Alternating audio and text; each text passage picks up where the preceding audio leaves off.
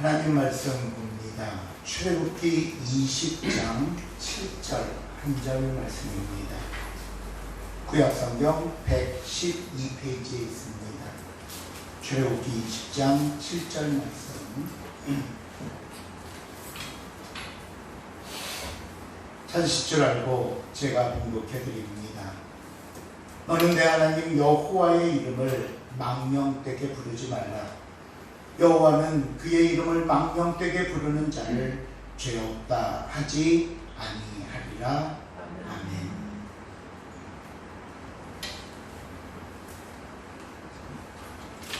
출애굽 여정 가운데 이스라엘 백성들이 십계명과 율법을 받기 위해 머물렀던 시내산에 우리도 함께 머물면서 십계명의 내용을 살펴보고 있습니다.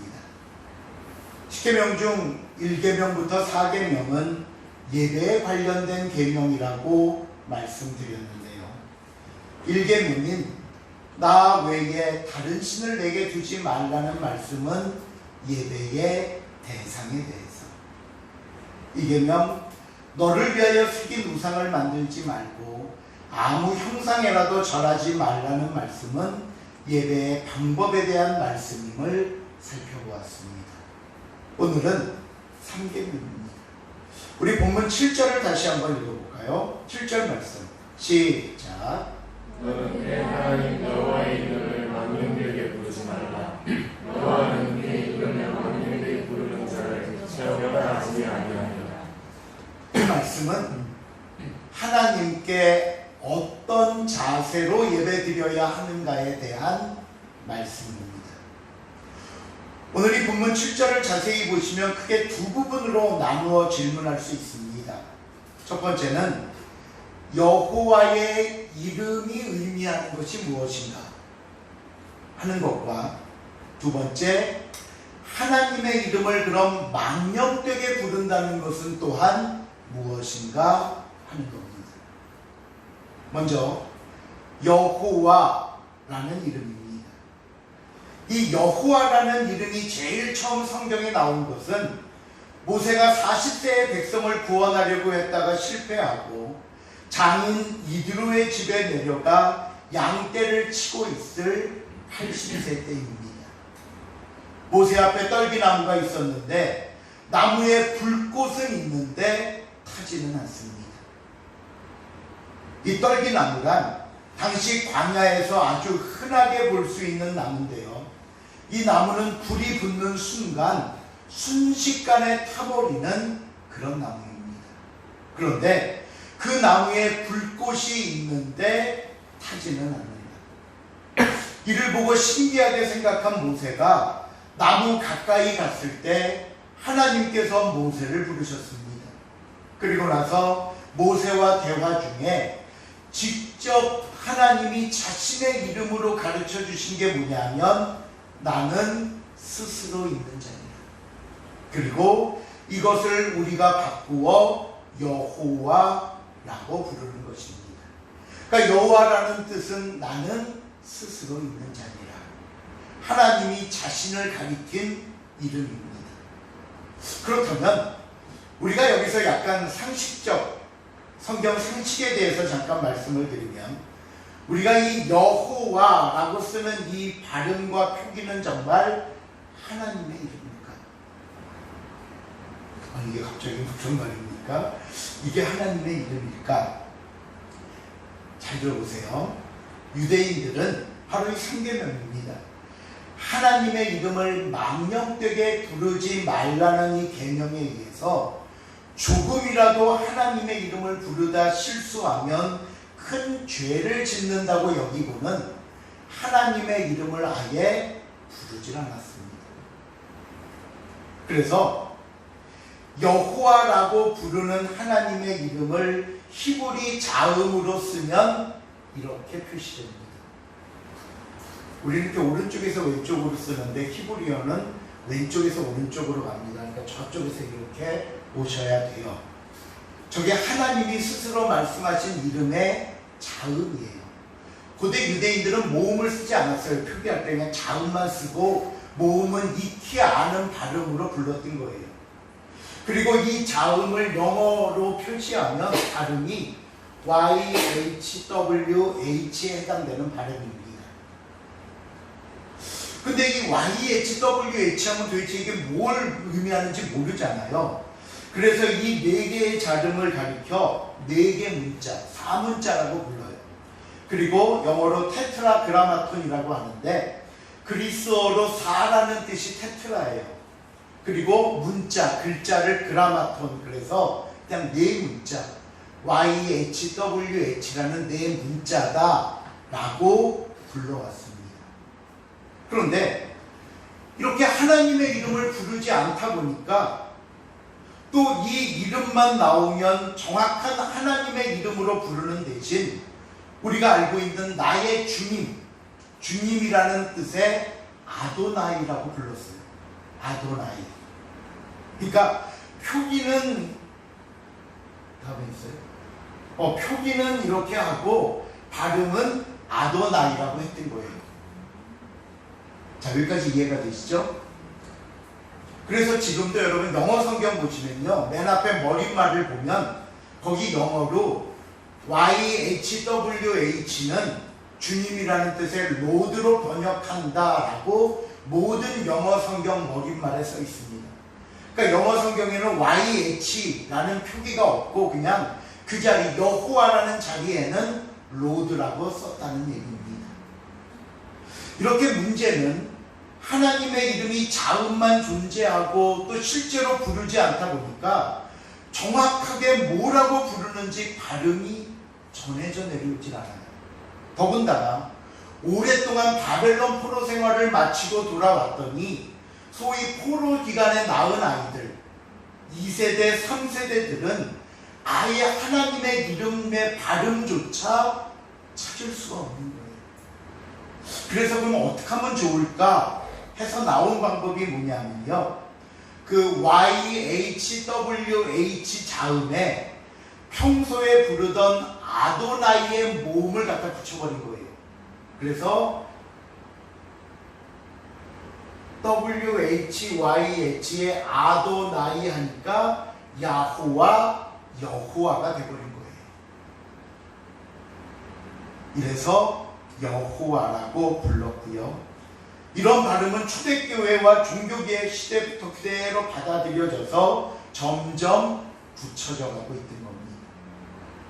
그렇다면 어떤 분들은 그 여호와는 잘못된 거니까 야훼라고 불러야 된다라는 분이 있는데, 그럼 야훼는 정확한가?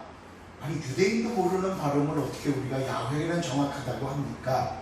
야훼는요, 19세기 언어학자였던 히브리 학자인 빌헤름 게제니우스라는 사람이, 이름도 어려워요, 게제니우스가 초기 그리스어 사본을 연구하면서 그래도 야훼라는 발음이 가장 사실적 발음에 가깝다라고 주장을 했고요. 몇몇은 이런 주장을 받아들여서 야훼라고 부르기도 하고 그냥 예전부터 부르던 여호와로 부르기도 하는 겁니다.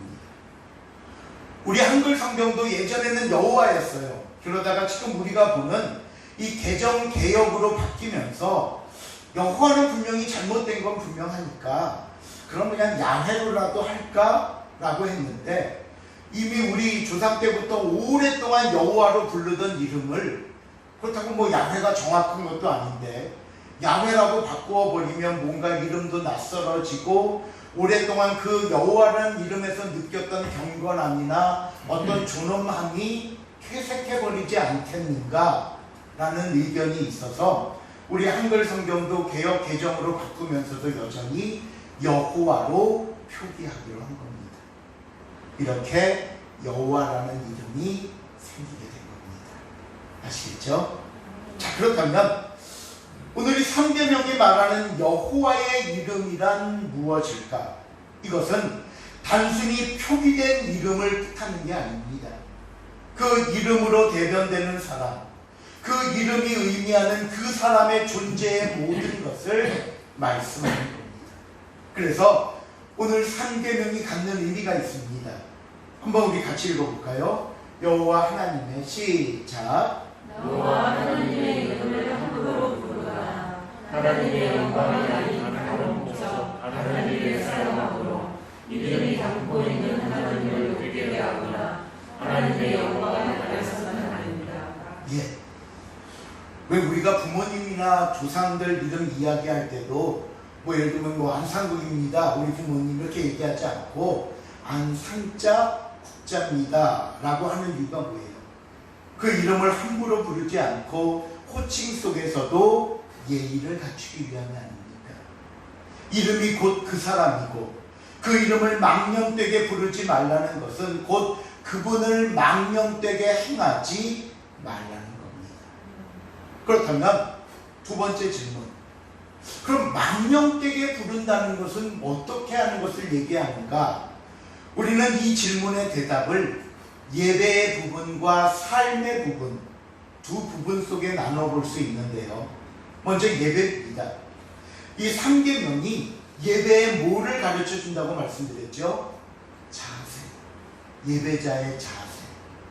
그렇다면 성도의 올바른 예배의 자세란 무엇인가? 그 아주 좋은 예가 말라기서에 나옵니다. 말라기 1장 6절을 보시면요, 하나님께서 이스라엘 백성들을 향해서 내가 아버지고 내가 주인인데 도대체 너희가 나를 공경함이 어디 있냐? 라고 책망하세요. 그때 이스라엘 백성들이 하나님, 이 정도 했으면 됐죠. 우리가 언제 하나님을 공경 안 했다고 그러십니까? 백성들이 뻔뻔하게 대들자 하나님이 그 예로 말씀하시는 게 뭐냐면 예배입니다. 그들은 하나님께 어떤 예배를 드렸느냐? 첫째로 성의 없는 예배를 드렸습니다. 성의 없는 예배. 말라기서 1장 7절 8절입니다. 시작. 너희가 더러운 것을 나의 세상에 드리고 또 말하기를 우리가 어떻게 주를 걷게 하였나이까. 이는 너희가 여호와의 식탁을 등불이 여겨주소서 말하기로냐. 아무의 여호와가 이르노라. 너희가 눈먼 희생제물을 바치는 것이 어찌 악하지 아니하며 저는 것 늙은 것을 드리는 것이 어찌 악하지 아니하며 이제 그것을 너희 통에게 드려라. 그가 너를 기뻐하겠으며 너를 받아주겠느냐. 오늘 하나님이 예배를 지칭하는 말씀 중에 희생이라는 말씀을 하셨어요. 예배는 희생입니다. 오늘 저와 여러분이 드리는 이 시간도 우리의 희생이 있는 겁니다. 세상에서 딴짓 안 하고 나왔으니 시간의 희생을 드린 거고, 헌금을 했으니 물질의 희생도 드린 거고, 내 마음의 희생도 드린 거고, 예배는 희생이 있어야 합니다. 그런데 오늘 하나님 말씀하시는 이 제사장들은 자기가 먹기도 싫고 자기가 갖기도 싫은 쓰레기 같은 것, 제물을 바치는데 할 수도 없는 병든 것, 저는 것, 눈먼 것들을 가져와서 하나님, 이게 제가 하나님께 드리는 희생 제물입니다 라고 바쳤다는 거예요. 오늘 저와 여러분의 마음과 저와 여러분의 예배도 마음과 정성을 다해 드리는 희생이 될 수 있길 바랍니다. 오늘 우리는 이 예배에 참석하기 위해 무엇을 희생하셨습니까? 예배를 희생을 감수하면서도 드려야 한다 말씀하시면 반문하실지 모르겠습니다. 하나님, 아니 이 시대를 살아보십시오.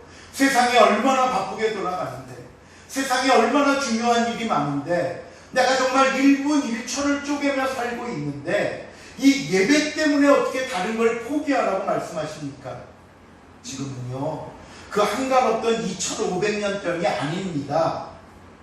혹시 이게 하나님 앞에 우리가 하고 싶은 변명은 아닙니까? 그런데요, 하나님께서는 이렇게 생각하는 우리에게 뭐라고 말씀하셨냐 하면요, 그 8절 하반절에 보니까 그것을 눈멀고 절고 길고 그것을 너희 총독에게 드려보라. 그가 너를 기뻐하겠으며 너를 받아주겠느냐. 그래? 좋아. 그러면 네 말대로 그런 것밖에 가져올 수 없다고 하자. 그러면 너희 총독에게도 네가 그걸 선물이라고 드리겠니? 그런 것들을 총독에게 가져가서 제가 총독께 드리는 선물입니다 하면 총독이 기뻐 받겠냐? 왜 총독에게 그렇게 못하면서 나에겐 그러는데 내가 총독만도 못하게 보이느냐 하는 의미입니다. 우리가 이 말을 바꿔볼까요? 오늘 주일 오전 11시에 대통령과 만찬이 예약되어 있다고 생각해 보십시오. 그때도 회사 일로 못 간다고 하실 겁니까? 피곤해서 못 가겠다고 하시겠습니까? 왜 귀찮게 오라가라 하냐고 말씀하시겠습니까? 우리가 무슨 말을 하고 어떤 이유를 대건 가장 중요한 건요, 나의 관심입니다. 관심이에요. 내가 그 일을 얼마나 소중하게 여기느냐 하는 겁니다.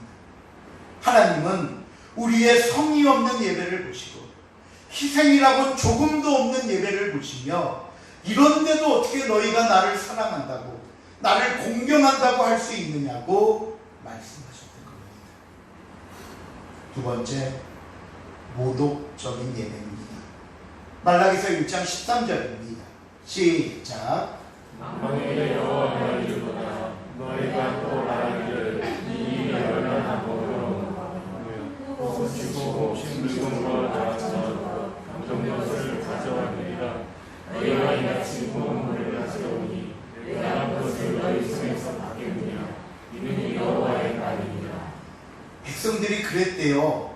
이 일이 얼마나 번거로운고. 이 말은 뭐냐면 알아요. 하나님께 어떤 제물을 바쳐야 된다는 것, 절고 병든 것 바치면 안 되는 거 알아요. 어떻게 예배 드려야 하는지 우리도 다 알고 있습니다. 그러면 안 돼. 이렇게 해야 돼. 이게 맞는 거야. 이게 올바른 예배야. 그러면 그들의 반응은 뭐라고 했냐면요, 코웃음 치며 귀찮게 뭘 이렇게 저렇게 따지냐는 겁니다. 여기 코웃음 친다는 말은요, 히브리 원어로 콧방귀 낀다는 뜻이에요. 무슨 쎄가 어느 때인데 뭘 그렇게 따지고 온 것만 해도 다행이지. 여러분, 이런 하나님을 모독한 겁니다. 우리도 하나님께 예배드리면서 우리가 갖추어야 할 기본이라는 게 있지. 그렇죠? 예배드릴 때 우리의 마음은 물론이고 겉으로 드러나는 자세도 중요합니다. 심지어 옷차림까지. 제가 이 무더위에 넥타이 메고 전 주일날 반팔 라이셔츠 안 입습니다. 긴팔이 정식이니까. 그게 제가 드리는 옷차림의 마음입니다. 저도 이렇게 어느 교회는 뭐 티셔츠 입고 설교도 하고 뭐 한다는데 뭐 그렇죠. 옷이 뭐 문제가 되는 건 아니겠지만 그래도 우리가 하나님 앞에 서는데 하나님께 예배드린다고 오는데 이렇게 말씀드리면 뭘 그렇게 따지고 뭘 그렇게 예배를 어렵게 하냐고 반문하실 수도 있습니다. 그러나 여러분, 우리가 하나님께 드리는 것이라면 최고의 예의를 갖추는 게 예배자의 자세 아니겠습니까? 그런데 우리의 대답은 뭔지 아십니까? 뭘 자꾸 귀찮게 이래라 저래라 합니까? 아, 좋은 게 좋은 거고 뭐 그렇게 따지고 지적할 필요 있습니까? 그냥 은혜롭게 합시다. 그래서 쉽게 하는 걸 은혜롭게 한다고 생각해요. 뭐 좀 까다롭고 힘들면 아우 뭐 이렇게 따져요. 그냥 은혜롭게 하시지. 은혜는 그런 뜻이 아닙니다. 때로는 하나님께 협박까지 합니다. 하나님, 제가 이렇게 힘들고 피곤하고 바쁜데 이 시간 나와 있는 것만 해도 고맙다 생각하셔야지. 그런데 뭐 늦지 마라, 옷차림이 어떻다 자꾸 이러시면 전 다음 주부터 안 나오랍니다. 여러분, 남이 알아달라고 그러는 거 아니잖아요. 내가 하나님께 드리는 예배이기에 내가 스스로 내 작은 것 하나까지도 정성스럽게 드리는 최선이 될 수 있기를 바랍니다. 그래서 저는요, 예전에 제가 부목사 시절에 이렇게 써붙여 놨었어요. 제 사무실에. 최고의 하나님께 나의 최선. 우리 세상에 어떤 잡신 섬기는 거 아니잖아요. 존엄한 최고의 하나님께 나의 최선을 다해 보시기 바랍니다. 세 번째로 그들은 위선적인 예배를 드렸습니다. 말라기서 2장 14절입니다. 시작. 짐승들 가운데 수컷이 있거늘 그 소원하는 일에 흥미 있는 것을 쓰여 내게 드리는 자는 저주를 받으리니 나는 큰 임금이요 내 이름은 이방 민족 중에서 두려워할 것이 있느니라. 만군의 여호와의 말입니다. 어려움을 당하면 부르짖습니다. 기도 응답 받고자 간절한 마음에 서원을 합니다. 하나님, 이번 일만 해결해 주시면, 이 어려움만 극복하게 해주시면 제가 갖고 있는 양떼 중 가장 좋은 것으로 드리겠습니다. 한 뒤에 문제가 해결되면 마음이 어떻게 돼요? 바뀌어버립니다. 서원한 것을 드리기엔 아까워요. 그렇다고 안 드리자니 약속한 것도 있고, 그러니까 병들고 죽어가는 것을 드리더라는 겁니다. 이런 백성을 가리켜 하나님이 뭐라고 말씀하시는 줄 아십니까? 너희가 나에게 사기를 치고 있구나. 여러분, 하나님과의 약속은 반드시 지키십시오. 그것이 우리가 예배자로서 하나님의 이름을 망령되게 일컫지 않는 것입니다. 그럼 두 번째로, 그럼 우리의 삶 속에서 여호와의 이름을 망령되게 사용하는 경우는 뭐냐? 당시 유대인들이 가장 자주 하던 대표적인 모습은요, 하나님의 이름으로 상대방을 저주하는 것이었습니다. 당시 고대 근동 지방에서는 이 신들의 이름을 걸고 남을 저주하는 일이 흔했습니다. 그래서 고고학 발굴을 통해 나오는 문서들을 보면요, 신의 이름으로 다른 사람을 축복하는 경우는 아주 드물었고요, 남을 저주하는 문서들이 굉장히 많이 발굴되거나 했습니다.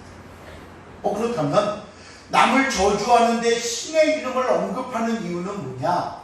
그것은 신의 이름 안에는 그 신이 가지고 있는 능력, 힘, 속성들이 함축되어 있다고 생각했기 때문입니다.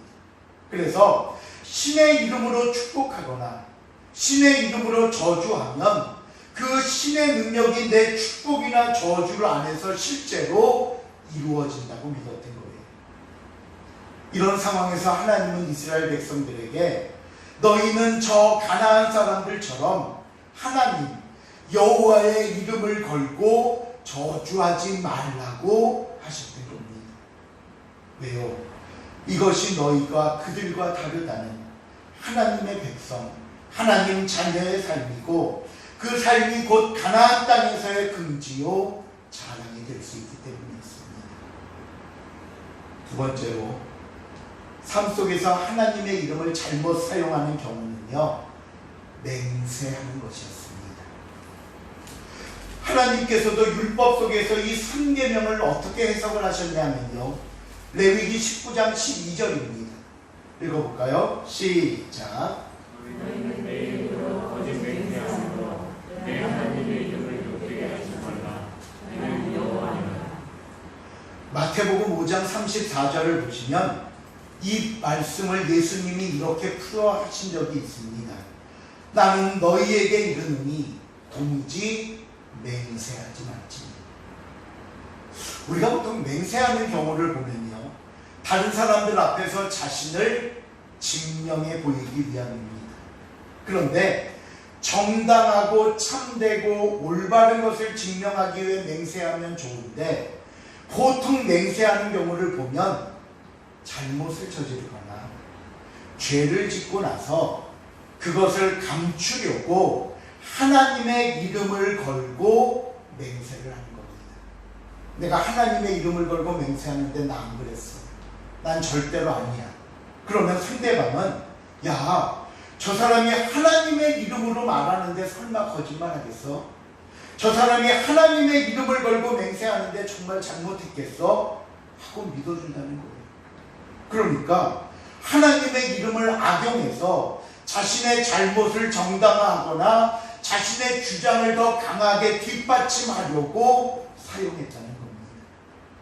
그러니 예수님은 맹세하지 말고 오히려 너희 말이 옳으면 옳다 하고 아니면 아니라 하라 하셨습니다.